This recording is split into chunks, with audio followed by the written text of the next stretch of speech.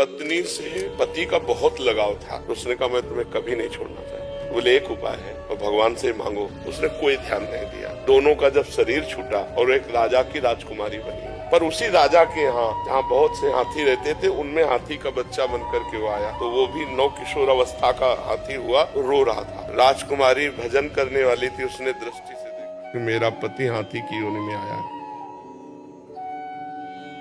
उन्होंने कहा पिताजी 2 मिनट के लिए अगर हमें समय मिल जाए और मैं इस हाथी की औषधि कर सकती हूँ छूने मात्र से, तो उन्होंने कहा ये तो बहुत अच्छी बात है। नजदीक गई और कान में कहा तू चिंता मत कर, जयमाला तेरे ही गले में डालूंगी। और सुन, पीछे तूने भजन नहीं किया इसलिए हाथी की योनि प्राप्ति की। अब अगर तू मेरी बात मान ले, अब राम राम कृष्ण कृष्ण जप ले, तो अब हमारा तुम्हारा मिलन भगवान के यहाँ होगा, क्योंकि अब मैं चूकूंगी नहीं, अब तेरे में नहीं फंसूंगी। तेरे में फंसने के कारण मुझे राजकुमारी जन्म हुआ नहीं, मैं भगवान को प्राप्त हो जाती। हाथी बड़ा प्रसन्न हो गया। रानी जो राजकुमारी थी, बड़े बड़े राजकुमार आए थे, किसी को नहीं।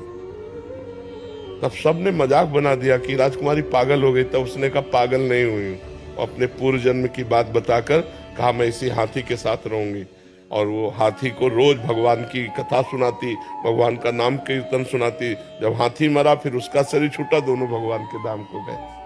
तो इसके चरित्र से लगता है कि यदि हम दोनों काफी समय तक साथ रहना चाहें तो भगवान से पास करवाना पड़ेगा। भगवान से भजन कर, दोनों भजन करें और भगवान पास कर दे, तो हो सकता है कि 1-2 जन्म और साथ मिल जाए। हेले अपने सोचने से तो होगा, लेकिन इसलिए नाम जप करें, दोनों भजन करें, तो लंबे समय तक ऐसा हो सकता है कि भगवान कृपा करे। इस बार पति पत्नी रहा, अगली बार वो पत्नी बने, तुम पति बन जाए।